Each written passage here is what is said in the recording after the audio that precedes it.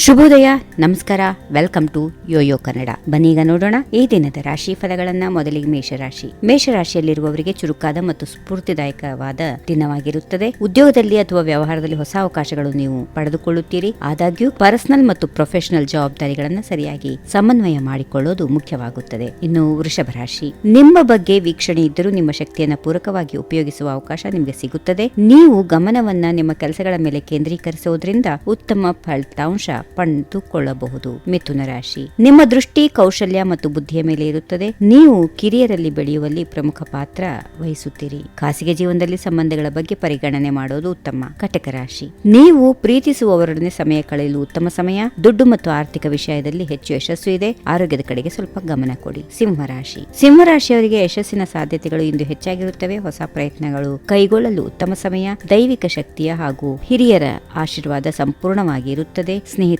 ಸಹಾಯ ಸಿಗುತ್ತದೆ. ಕನ್ಯಾ ರಾಶಿ. ನಿಮ್ಮ ಗಮನವನ್ನು ಹೆಚ್ಚಾಗಿ ಖಾಸಗಿ ಮತ್ತು ಆರ್ಥಿಕ ವಿಷಯಗಳಲ್ಲಿ ಕೇಂದ್ರೀಕರಿಸಲು ಅವಕಾಶ ಸಿಗುತ್ತದೆ. ಒತ್ತಡವನ್ನ ಸರಿಹೊಂದಿಸಲು ಯೋಗ್ಯ ಕ್ರಮಗಳನ್ನು ಕೈಗೊಳ್ಳಿ. ತುಲಾ ರಾಶಿ. ನಿಮ್ಮ ವೈಯಕ್ತಿಕ ಸಂಬಂಧಗಳು ಸದೃಢವಾಗುತ್ತವೆ. ನಿಮ್ಮ ಅಭಿಪ್ರಾಯಗಳನ್ನ ನೀವು ವ್ಯಕ್ತಪಡಿಸುವುದರಿಂದ ಈ ದಿನ ಸುಲಭವಾಗಿ ಸಾಗುತ್ತದೆ. ಉತ್ತಮ ಮಾತುಕತೆಗಳಲ್ಲಿ ಪಾಲ್ಗೊಳ್ಳುವಂತಹ ದಿನ.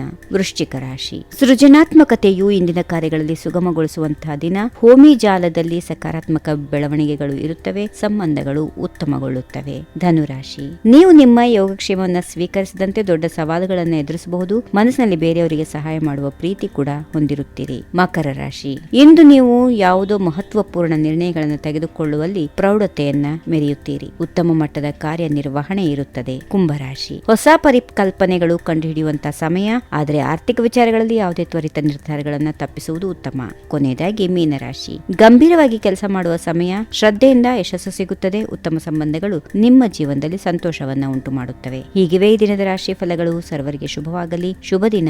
ನಮಸ್ಕಾರ. ಈ ವಿಡಿಯೋ ನಿಮಗೆ ಇಷ್ಟವಾದಲ್ಲಿ ಲೈಕ್ ಮಾಡಿ, ಶೇರ್ ಮಾಡಿ, ಸಬ್ಸ್ಕ್ರೈಬ್ ಮಾಡಿ.